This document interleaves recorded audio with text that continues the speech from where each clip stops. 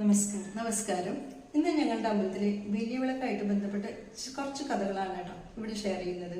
ഞങ്ങളുടെ അമ്പലത്തിലെ വലിയ വിളക്കിന് പള്ളി വേട്ടയ്ക്ക് വേട്ട എന്നുള്ള സങ്കല്പമല്ല, മറിച്ച് ദേവിയുടെ വിവാഹ സങ്കല്പമാണ്. ഞങ്ങളുടെ ദേവി മാരാപ്പറമ്പ് വൈദ്യനാഥ ക്ഷേത്രത്തിലെ മഹാദേവനെ സ്നേഹിച്ച് വിവാഹം കഴിക്കാനായിട്ട് ഒരുങ്ങുന്ന ദിവസമാണ്. അതിനായിട്ട് വിളക്കാചാരത്തിന്റെ ഭാഗമായിട്ട് ആദ്യത്തെ പ്രദക്ഷിണം തന്നെ കിഴക്കേ ഗോപുരം വഴി കിഴക്കോട്ട് എഴുന്നള്ളിച്ച് അവിടെ ആരെ കാണാനാ പോകുന്നത്?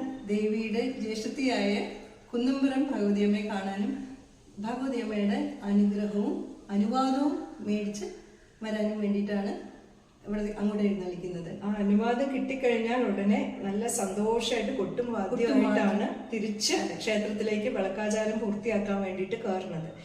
അവിടെ എത്തിക്കഴിഞ്ഞാൽ വിളക്കാചാരത്തിന്റെ ഭാഗമായിട്ട് 7 പ്രദക്ഷിണം അല്ലെ, അത് പൂർത്തിയാക്കിയിട്ട് ദേവസ്വം ഓഫീസറോട് അനുവാദം മേടിച്ച് തിടമ്പ് പുറത്തേക്ക് എഴുന്നള്ളിക്കാനായിട്ട് ഞങ്ങൾ നേരത്തെ പറഞ്ഞിരുന്നല്ലോ 2 ദിവസമാണ് തിടമ്പ് പുറത്തേക്ക് എഴുന്നള്ളിക്കാന്ന്. അതിൽ 2ാമത്തെ ദിവസമാണ് ഇന്ന്. ദേവിയെ അവിടുന്ന് അനക്കഴുത്തിൽ തന്നെ നമ്മള് തെക്കേ പാലക്കിലേക്ക് ഭഗവാനെ എന്താ പറയാ വിവാഹം ചെയ്യാനായിട്ട് അങ്ങനെ എഴുന്നള്ളിക്കുകയാണ്. തെക്കേ പാലക്കില് എത്തിക്കഴിയുമ്പോഴത്തേക്കും ബ്രാഹ്മണി പാട്ടിലൂടെ ലോകത്തെ അറിയിക്കുകയാണ് ദേവി തൃപ്പൂത്തു. അതിനാൽ എന്താ സംഭവിക്കണേ? വിവാഹം അങ്ങോട്ട് മുടങ്ങി.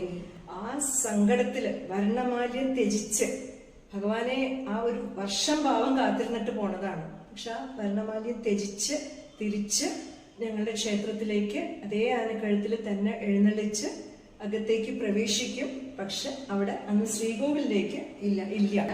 ഞങ്ങളുടെ മണ്ഡപം എന്ന് പറയുന്നത് 16 കാൽ മണ്ഡപമാണ്. അതൊന്ന് കാണേണ്ടത് തന്നെയാണ്. അവിടെ ഒരു ചെറിയ പടുക്കയും കുറച്ച് ചെറിയ തലേണകൾ ഒക്കെ ഒരുക്കി വെച്ചിട്ടുണ്ടാവും. അപ്പൊ അന്നേ ദിവസം രാത്രി തിടമ്പ് ഈ പടുക്കയിലാണ് പള്ളിവർക്കം.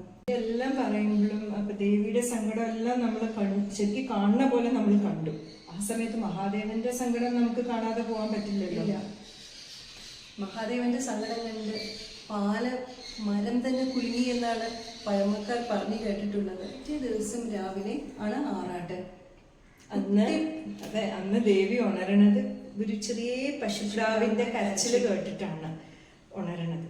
ഞാറാട്ടിനെ കുറിച്ചുള്ള അതിന്റെ ചടങ്ങുകളെ കുറിച്ചുള്ള ബാക്കി കഥകളൊക്കെ മറ്റൊരു വീഡിയോയില്. നമസ്കാരം.